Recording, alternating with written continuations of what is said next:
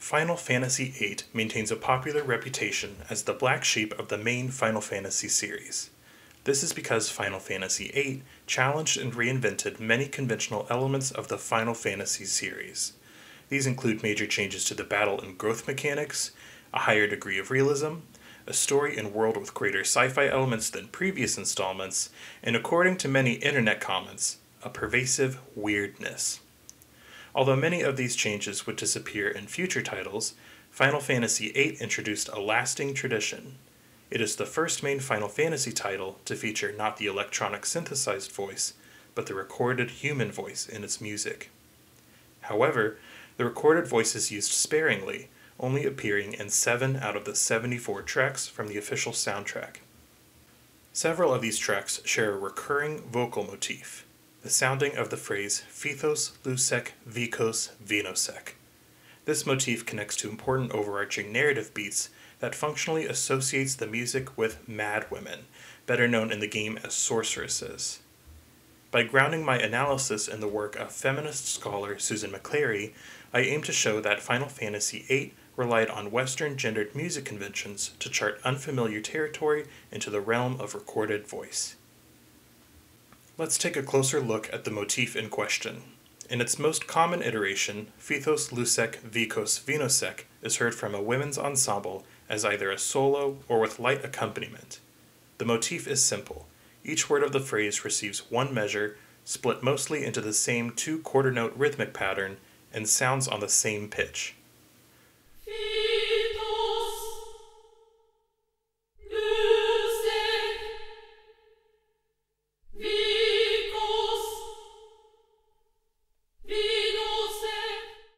Although stylized as a Latin phrase, Fithos Lusec Wecos Vinosec itself is nonsense. In actuality, the text is an anagram of 2 phrases, a succession of witches, and love. Both phrases relate to major narrative themes within the game, involving the machinations of the principal antagonist and the developing romance involving the protagonist Squall.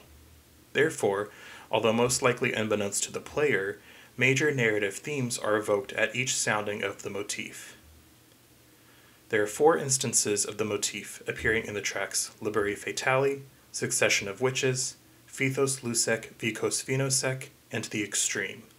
The first and last instances occur in the game's opening movie and final battle, respectively. The remaining 2 are grounded in major story events and better represent a realization of a mad scene. In this presentation, I will focus on those 2 instances. But before we dive in, a word on the singing voice in Japanese role-playing games. William Gibbons writes that, historically, the introduction of the recorded singing voice into JRPGs closely mirrors the same introduction into film.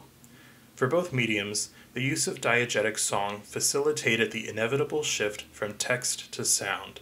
Including songs became a trend in JRPGs during the mid-1990s, and according to Gibbons, it was especially aided by the fact that most JRPG composers came from pop music backgrounds. Songs performed the function of bridging the gap between silence or text and speech, which was undoubtedly aided by the emphasis on character-driven narratives typical of JRPGs. Therefore, most early songs in JRPGs were diegetic in order to justify the inclusion of recorded voice. However, this is not the case with Final Fantasy VIII. Even though there is a full-blown pop ballad midway into the game, none of the instances of recorded voice appear to be diegetic, meaning that there is no narrative justification for the sudden use of voice. It is also worth noting that the following titles, Final Fantasy IX and X, enjoy plenty of narrative justification for diegetic song because it plays an important role in the narrative. Although there is no narrative justification for the use of voice in Final Fantasy VIII, there is still narrative meaning. According to Yvonne Stingel-Voigt, the singing voice commonly plays an important role in the narrative of games, either as part of the narrative or via the narrator. She also uses the concept of added value to discuss the important meaning that the recorded voice generates in video games. She writes, "Sound also adds something more. It can help create moods and emotions, and it can convey information about situations, characters, locations, and much more." Added value here refers to the meaning beyond the sound of the voice or the words it sings. The sound of the singing itself conveys semantic information about a given scenario. Besides added value, both Gibbons and William Cheng write that moments in video games which feature the singing voice are usually significant, either in their rarity or their command of attention. The takeaway here is that instances of the diegetic singing voice stand out from the surrounding game material and that they draw attention to the narrative. I argue that at least for JRPGs, the same applies to non-diegetic instances of the voice as well. To further show the narrative significance of the vocal motif, I turn to the work of Susan McClary. McClary's writing on the musical representation of Madwomen identifies commonalities between several beloved instances of the Madwomen trope as seen in Western operatic literature. To summarize, she writes that Madwomen's dementia is delineated musically through repetitive, ornamental, or chromatic excess. Procedures representing reason are erected around them to serve as protective frames preventing contagion. Specifically, two components typically characterize a madwoman. Number 1, their musical excess, and 2, their protective frame of masculine rationality. In other words, the music of madwomen displays their virtuosic talent or exceeds surrounding musical norms as depicted through a rational masculine frame. My goal now is to analyze the context and content of two separate instances of the Fithos Lusec Wecos Vinosec motif based on a feminist framework in order to prove that Final Fantasy VIII fits with McClary's observations of musical madwomen, meaning that instances of the vocal motif rely on Western gendered music conventions.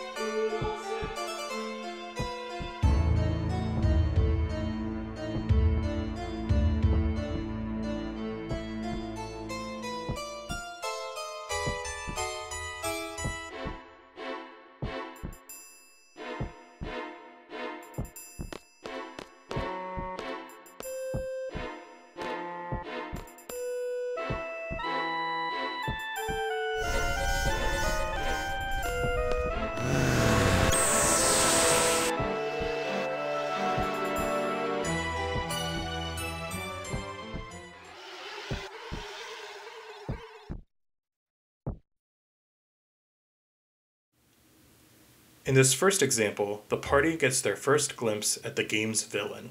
The woman depicted here is later revealed to be possessed by the game's true villain, and in this state she is literally out of her mind. McClary's dual concepts of excess and frame are constructed by the music, visuals, and game mechanics. For the most part, this scene takes place away from the presence of our main male protagonist, Squall.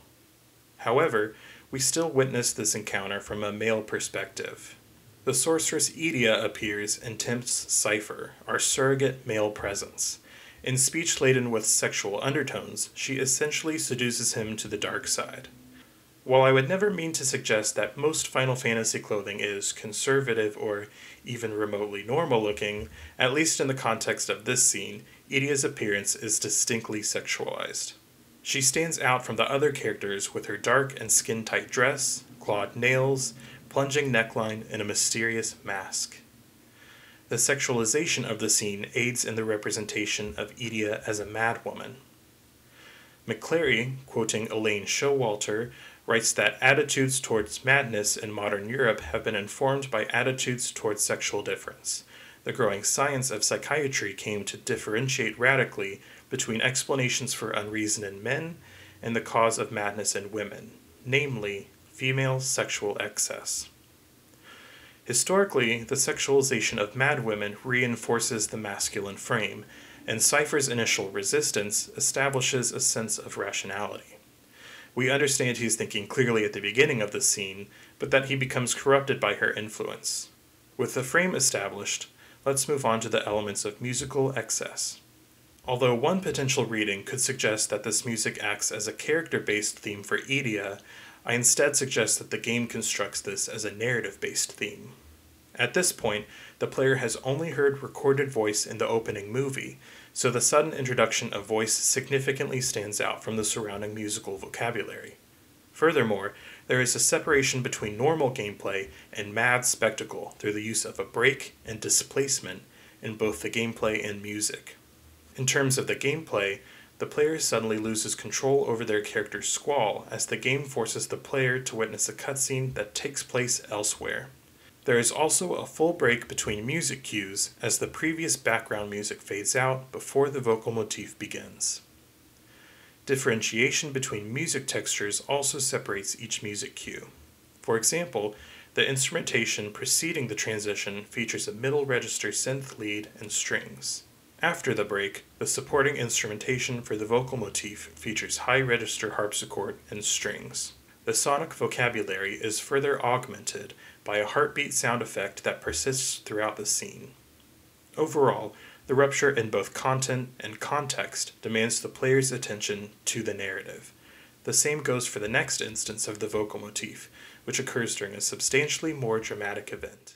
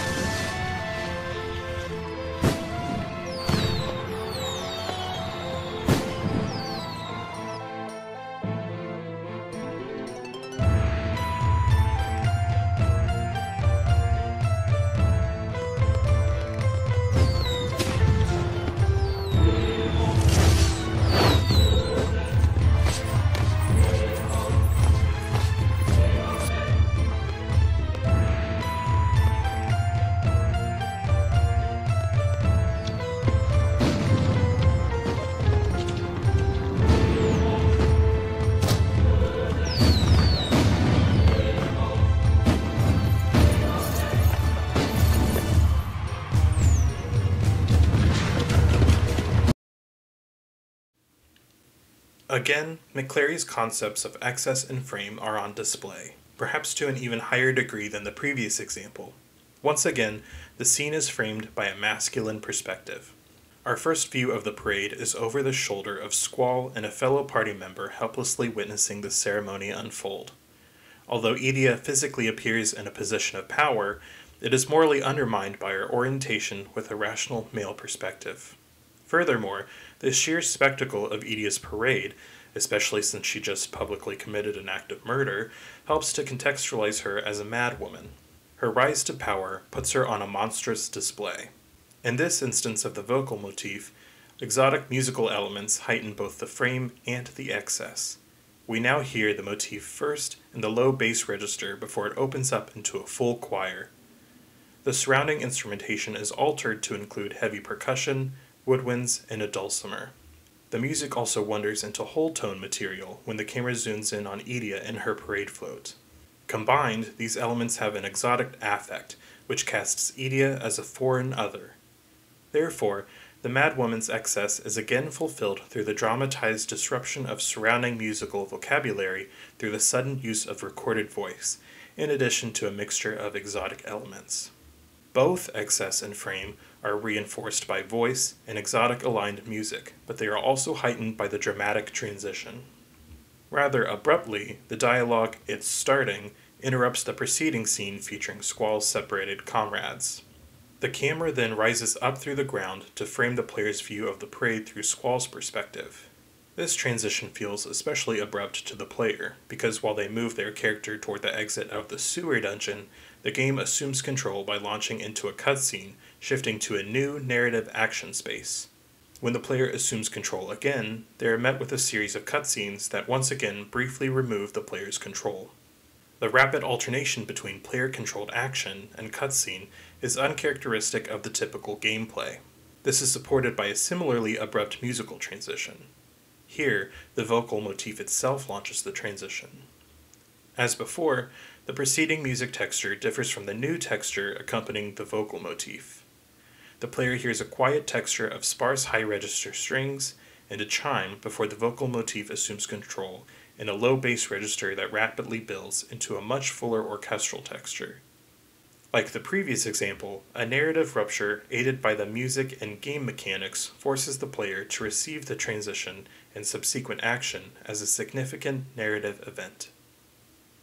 It seems that the fate of Final Fantasy VIII is to be remembered as the weird one of the bunch. Final Fantasy VIII veered away from many of the series' established norms, and it would seem that to some degree, the music does the same. The introduction of non-diegetic recorded voice into the music of Final Fantasy VIII is unlike other RPGs of its time, which instead opted for diegetic musical numbers. Even the immediate following series installments, Final Fantasy IX and X, use diegetic song. But, as with many other gameplay elements, Final Fantasy VIII did differently, instead employing a narrative-based, rather than character-based, set of vocal cues. The motif in question is distinct from other instances of recorded voice, which have their own significance and function. For instance, Eyes on Me functions as the pop ballad version of the main theme. Mods to Chocobo, which features background vocals, is Final Fantasy VIII's version of the recurring series Chocobo theme. Lastly, the ending theme features a reprise of Eyes on Me. All remaining instances of recorded voice employ the Fithos Lusec Wecos Vinosec motif. The motif doesn't fit well under the category of a character theme because it isn't associated with any one stable character, but rather the unfolding of events involving the sorceresses. Furthermore, each instance of the motif is marked by a significant change in visuals, music, and game mechanics that draw attention to the narrative. Over the course of the game, the motif becomes associated with Madwomen, as it is only evoked during scenes of significant narrative action involving them, and McClary's concepts of excess and frame help to reinforce instances of the vocal motif as mad scenes. In conclusion, the introduction of the singing human voice into the Final Fantasy series is marked by Western gendered music conventions by playing into the classic Madwoman trope.